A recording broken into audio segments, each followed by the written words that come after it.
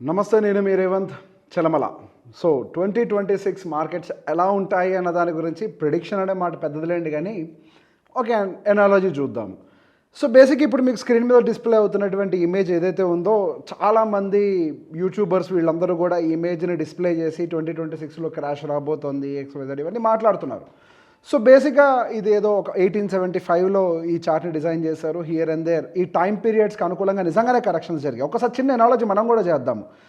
What happened, మనకి 2020 crash వచ్చింది, 2016, 2017, 18 crash వచ్చింది, 2007, 2008 క్రాష్ వచ్చింది, 1999, 2000 క్రాష్. ఇక్కడ బేసిక్గా ఏవైతే ఇయర్స్ మెన్షన్ చేసి ఉన్నాయో ఆయా సంవత్సరాల్లో మార్కెట్ క్రాష్ అవుతుంది అని చెప్పేసి బేసిక్గా ఒక చార్ట్ని ప్రిపేర్ చేశారు. హియర్ అండ్ దేర్ అవన్నీ కరెక్ట్ అయ్యాయి. సో ఇప్పుడున్న కండిషన్ ప్రకారం 2026లో మరి మన స్టాక్ మార్కెట్ క్రాష్ అవుతుందా, ఇదే పెద్ద ప్రశ్న. సో ఈ 2026లో ఎగ్జాక్ట్గా స్టాక్ మార్కెట్ క్రాష్ అవుతుంది అంటే అసలు ఫస్ట్ ఈ చార్ట్ మన ఇండియన్ మార్కెట్స్ కా, అది మరో పెద్ద ప్రశ్న. ఈ చార్ట్స్ అనేవి అమెరికన్ మార్కెట్స్ కోసం డిజైన్ చేయబడ్డాయి. అండ్ హియర్ అండ్ దేర్ మన మార్కెట్స్ కూడా అమెరికన్ మార్కెట్స్కి అనుకూలంగా కొద్దిగా రియాక్ట్ అవుతుంటాయి కాబట్టి కొంత నమ్ముదాం. కానీ ఇక్కడ మనకు కొన్ని విషయాలు గమనించాల్సింది ఏంటంటే ఎగ్జాక్ట్ ఇయర్స్లో అవి రియాక్ట్ అవ్వట్లేదు. సో దీనికంటే ముందు ఒక ప్రిడిక్షన్ ఏంటి, 2019లో మార్కెట్ కరెక్షన్ జరుగుతుంది అని. ఇక 2019 ఇక్కడెక్కడో స్టార్ట్ అయిందండి. 2019లో కాదు, మన మార్కెట్స్ 2019 ఎండింగ్ టైంకి మార్కెట్స్ కొద్దిగా పెరిగాయి. ఇన్ఫాక్ట్ మార్కెట్ కరెక్షన్ మన 2020లో వచ్చింది, దాదాపుగా 40% పడ్డది. సో బేసిక్ ఇక్కడ మనకి 1 ఇయర్ తర్వాత, అంటే ఎగ్జాక్ట్ టైం పీరియడ్ అనేది కాకుండా ప్లస్ ఆర్ మైనస్ ఇయర్స్లో అదైతే జరుగుతోంది. సో ఈ 1 ఇయర్ టైం ఫ్రేమ్లో మనకు 40% పడ్డది.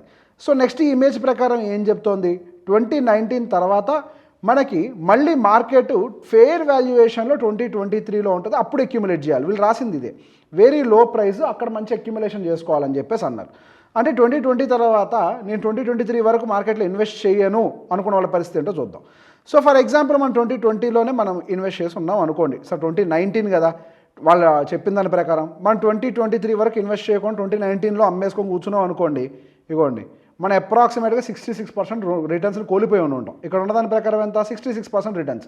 So the point here is, అక్కడ మధ్యలో ఆయన క్రాష్ రావచ్చేమో, దట్ డజంట్ మీన్ అక్కడి నుంచి మళ్ళీ మార్కెట్ పైకి వెళ్దాని కాదు. 2023 వరకు మార్కెట్ పైకి వెళ్ళలేదా, 2019, 2020 తర్వాత మార్కెట్ ఇంకా పైకి వెళ్ళింది.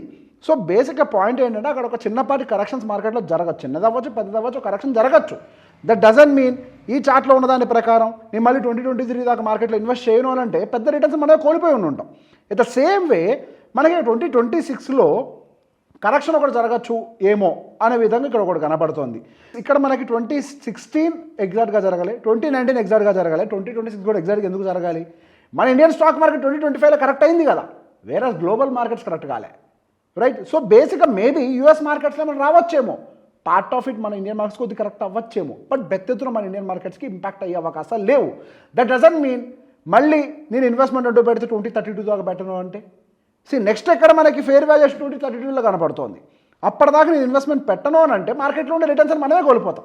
కాబట్టి ఈ చార్ట్ని అంత పెద్ద సీరియస్గా తీసుకోకండి. ఇప్పుడు మనము యాక్చువల్ ఎనాలజీ ఏంటో మార్కెట్లో చూద్దాం. సో బేసిక్గా మనకి గత 2-3 సంవత్సరాల నుంచి ఇండియన్ స్టాక్ మార్కెట్లో ఎఫ్ఐఎస్ యొక్క సెల్లింగ్ భారీ మొత్తంలో జరుగుతోంది. సో ఇండియన్ స్టాక్ మార్కెట్లో మనకి ఎఫ్ఐఎస్ యొక్క సెల్లింగ్ భారీ మొత్తంలో జరగడానికి గల కారణాలు ఏంటి? మేజర్గా 2025లో జరిగినటువంటి ఎలిమెంట్స్ ఏంటి? పర్టికులర్గా మనకి ఇండియన్ స్టాక్ మార్కెట్ వాల్యుయేషన్ ఎక్కువగా ఉంది అని ఒక మాట. ఆ తర్వాత ఏంటి, మనకి ఫిబ్రవరి 1వ తారీఖు 2025లో వచ్చినటువంటి బడ్జెట్లో ఇండెక్సేషన్ బెనిఫిట్ని తొలగించేయటము. సో ఇండెక్సేషన్ బెనిఫిట్ మనకి ఏ రేంజ్లో మన ఇండియన్ స్టాక్ మార్కెట్ని ఇంపాక్ట్ చేసింది అన్న దాని గురించి ఇప్పుడు ఒక మంచి ఎనాలజీ ఇక్కడ కూడా చూపిస్తాను కంపేర్ చేసి. సో బేసిక్గా మనకి ఇండియన్ స్టాక్ మార్కెట్లో దాన్ని రిమూవ్ చేయడం ఒకటి పెద్ద ఇబ్బందిగా మారింది. దాంతోపాటు ఇంకేం జరిగినాయి, మనకి long term capital gain tax, ఎస్టీటీలు ఇవన్నీ కూడా పెరిగిపోయినాయి కదా. సో బేసిక్ ఇవన్నీ పెరగడంతో దానికి తోడు ఇండియన్ రూపీ డిప్రిషియేషను, ఇవన్నీ కూడా ఇండియన్ స్టాక్ మార్కెట్ని విపరీతంగా ఇబ్బంది పెట్టేసాయి. There is no doubt in that. ఇవన్నీ మార్కెట్ని ఇబ్బంది పెట్టడంతో మనకి ఇక్కడ పెద్ద ఎత్తున మార్కెట్లో సెల్లింగ్ అనేది కనిపించింది. సో బేసిక్ ఇప్పుడు మనం చూసేటువంటి ఎనాలజీ ఒకటి చూడండి. ఇక్కడ బేసిక్గా మనం ఒక చార్ట్ను ఓపెన్ చేసాం. పైన ఉన్నది ఏంటంటే మన ఇండియన్ బాండ్ ఈల్డ్, కింద ఉన్నది ఏంటంటే యుఎస్ బాండ్ ఈల్డ్. సో బేసిక్గా మనకి ఇండియన్ బాండ్స్లో డబ్బులు పెట్టాలి అని అంటే మన compare to the US bonds మన ఇండియన్ బాండ్స్ ఎక్కువ అట్రాక్టివ్గా కనపడాలి. అప్పుడు మన ఇండియన్ స్టాక్ మార్కెట్లో, ఇండియన్ బాండ్ మార్కెట్లో డబ్బులు బాగా పెట్టడానికి ఇంట్రెస్ట్ చూపిస్తారు. ఎందుకు? ఒకవేళ రూపీ డిప్రిషియేట్ అయితే డాలర్ అప్రిషియేట్ అవుతూ ఉంటుంది. మరి దాన్ని వాళ్ళు లూజ్ కాకుండా ఉండాలంటే ఏంటి, రిటర్న్స్ అనే ఎక్కువ ఉండాలి. వేరాజ్ మనకి 2023 దగ్గర నుంచి అది కాంట్రాక్ట్ అయిపోతుంది. 2020 2021 వరకు పర్లేదు. 2023 దగ్గర నుంచి మనకు అది కాంట్రాక్ట్ అయిపోయింది. చూడండి జోన్ ఎంత చిన్నగా అయిపోయిందో.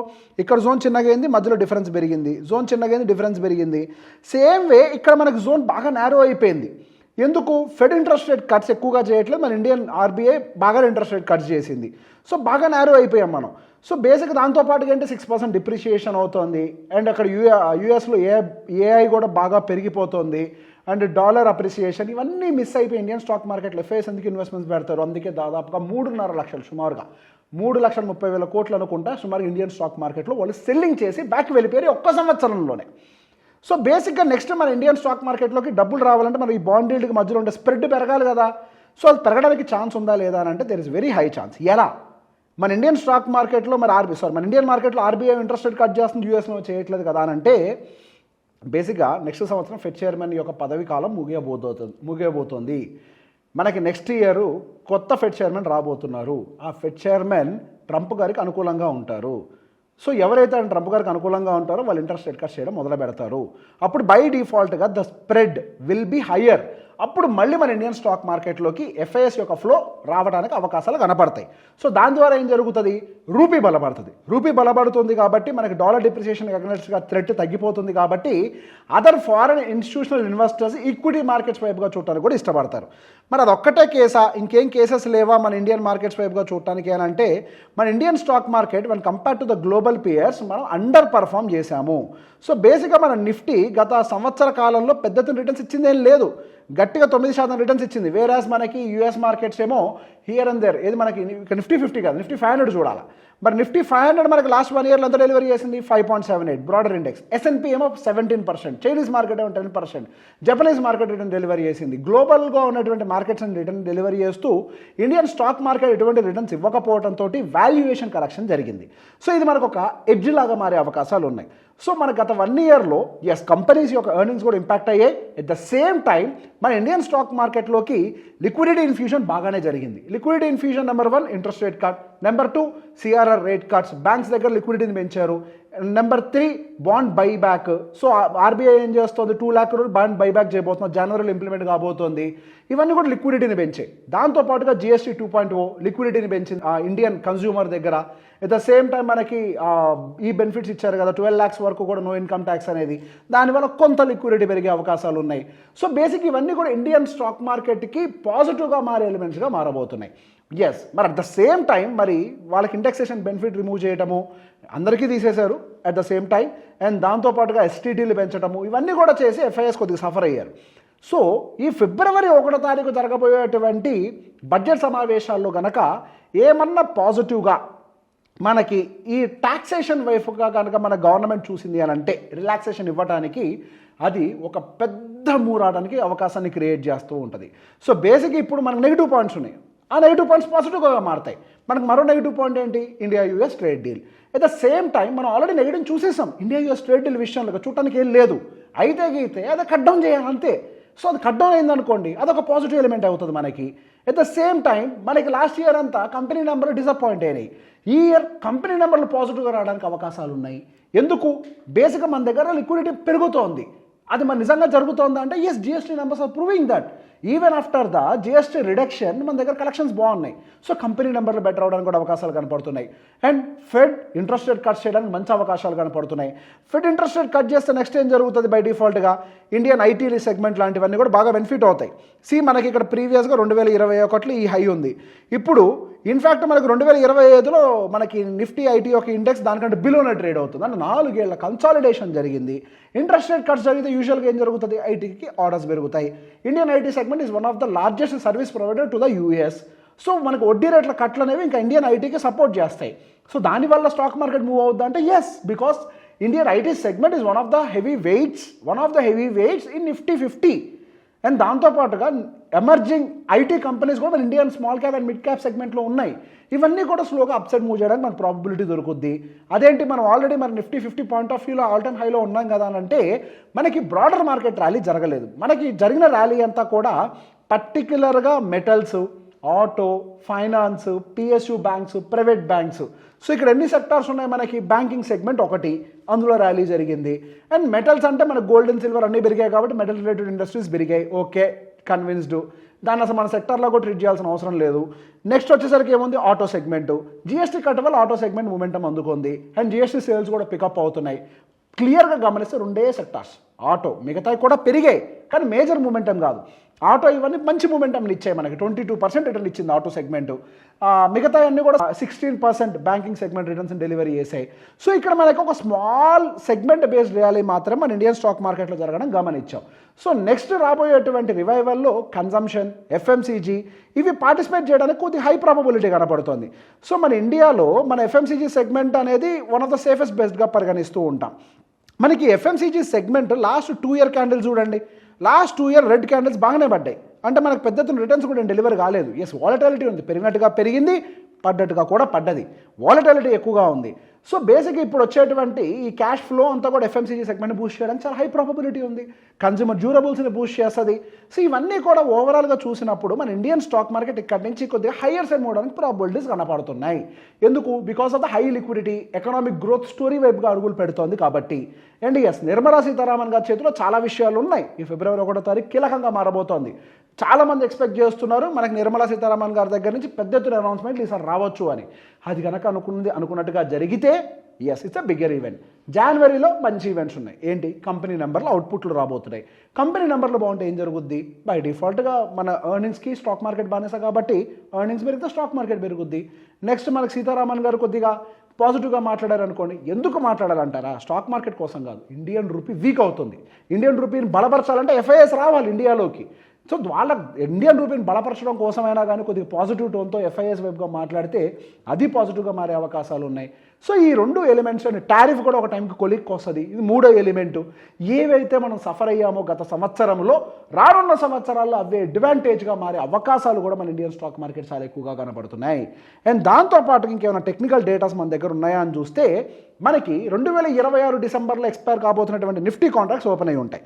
అది 28,000 దగ్గర ఫ్యూచర్ హియర్ అండ్ దేర్ ఉంది.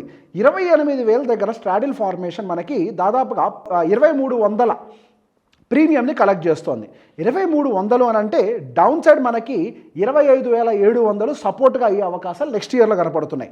అందుకే మనకు చూడండి ఇక్కడ ఓపెన్ ఇంట్రెస్ట్ డేటా కూడా 26,000 దగ్గర చాలా ఎక్కువగా ఫామ్ అవుతుంది. మనకు ఒకవేళ అప్ సైడ్ ఫామ్ అవుతుంది అనుకోండి, అదే కనుక 30,000 పై చిలుకు వరకు కూడా మనకు నిఫ్టీ దాటడానికి అవకాశాలు ఉన్నాయి. ఏది? ఇది ఓపెన్ ఇంట్రెస్ట్ డేటా అనాలిసిస్ ప్రకారం. అదేవిధంగా మనం ఇంకా అదర్ ఎలిమెంట్స్ ప్రకారం కూడా చూద్దాం. రేటింగ్ ఏజెన్సీలు ఉన్నాయి కదా, గోల్డ్మ్యాన్ సాచ్లు, ఇటువంటివన్నీ కూడా, జేపీ మోర్గన్లు, వీళ్ళందరూ కూడా ఇచ్చారు కదా బేస్ కేస్ సినారియోలో మనకి 29,000 30,000 వరకు వెళ్తుంది అని. సో అది వాళ్ళ రివ్యూస్, వాళ్ళ అనాలిసిస్లు 30,000 చెప్తున్నాయి. అట్ ద సేమ్ టైం మన దగ్గర ఉండేటువంటి ఓపెన్ ఇంట్రెస్ట్ డేటా కూడా 30,000 దాకా ప్రాబబిలిటీ ఉందని చూపిస్తోంది. సో ఓవరాల్గా చూస్తే మన ఇండియన్ స్టాక్ మార్కెట్ ఇక్కడ నుంచి మరొక 12 నుంచి 15% వరకు అప్సైడ్ మూవ్మెంట్ పొటెన్షియల్ అయితే చాలా హై ప్రాబబిలిటీతో కనపడుతుంది. మరి అక్కడ 2026 క్రాష్ ఏమైనా వస్తుందా అంటే అది ఇండియన్ స్టాక్ మార్కెట్కి పెద్ద ఎత్తున ఇంపాక్ట్ చూపించే అవకాశాలు లేవు. ఇండియన్ స్టాక్ మార్కెట్ మనం గతంతో కంపేర్ చేస్తే గ్లోబల్ మార్కెట్స్ డిటాచ్ అయిపోయింది. ఇండియన్ స్టాక్ మార్కెట్ ఇండివిజువల్గా యాక్ట్ చేస్తోంది. సో గ్లోబల్గా ఇప్పుడు మన ఇండియన్ స్టాక్ మార్కెట్ కరెక్ట్ అయిందండి, ప్రపంచ మార్కెట్లు బాగాలేదా? డీకప్లింగ్ అని అంటాం, మార్కెట్ డీకప్లింగ్. ఒకప్పుడు యూఎస్ మార్కెట్ ఎలా ఉంటే అన్ని మార్కెట్స్ అలా ఉండేవి, ఇప్పుడు డీకపుల్ అయిపోయాయి. సో ఇండియన్ స్టాక్ మార్కెట్ నెససరీగా కరెక్ట్ అవ్వాల్సిన అవసరం లేదు. దీన్ని ఇంకొక వైపు నుంచి ఆలోచిద్దాం. నిజంగానే ఏఐ బబుల్ ఇట్లాంటివి ఏమైనా బిల్డ్ అయ్యి యూఎస్లో ఏఐ క్రాష్ జరిగిందనుకోండి, మరి అక్కడ డబ్బులను ఎక్కడికి మూవ్ అవుతాయి? నాన్ ఏఐ ఎమర్జింగ్ మార్కెట్స్లోకి మూవ్ అవుతాయి. మన ఇండియా నాన్ ఏఐ ఎమర్జింగ్ మార్కెటే కదా, వాల్యుయేషన్ పాయింట్ ఆఫ్ వ్యూలో బాగున్నాయి కదా. సో ఇక్కడి నుంచి మన ఇండియన్ స్టాక్ మార్కెట్లో ఏవైతే వాల్యుయేషన్ పాయింట్ ఆఫ్ వ్యూలో మంచి స్టాక్స్, సెక్టార్స్ ఉన్నాయో వాటి వైపుగా అడుగుపెట్టడానికి ఎక్కువ అవకాశాలు ఉన్నాయి, అంటే ఫారెన్ ఇన్వెస్టర్స్ కూడా. సో గోయింగ్ ఫర్దర్ మన ఇండియన్ స్టాక్ మార్కెట్ అప్సైడ్ పొటెన్షియల్గా అయితే చాలా హై ప్రాబబిలిటీ ఉంది. కానీ అన్నీ మూవ్ అవుతాయా? Mid cap, small cap, Nifty 50 అన్నీ మూవ్ అవుతాయా అని అంటే అటువంటి కండిషన్ లేదు. మనకు అక్కడ మిడ్ క్యాప్లో కానీ స్మాల్ క్యాప్లో కానీ ఇంకా వాల్యుయేషన్ పెద్ద ఎత్తున ఏమీ మార్పులు జరగలేదు. నెంబర్లు ఏమన్నా అబ్నార్మల్గా వస్తుంది సాధ్యమవుద్దా కానీ యాజ్ ఆఫ్ నౌ అంత అబ్నార్మల్ నెంబర్స్ అయితే మన ఇండియన్ స్టాక్ మార్కెట్లో కనపడట్లేదు. నిఫ్టీ 50 ఈజ్ బాగుంది, నో డౌట్.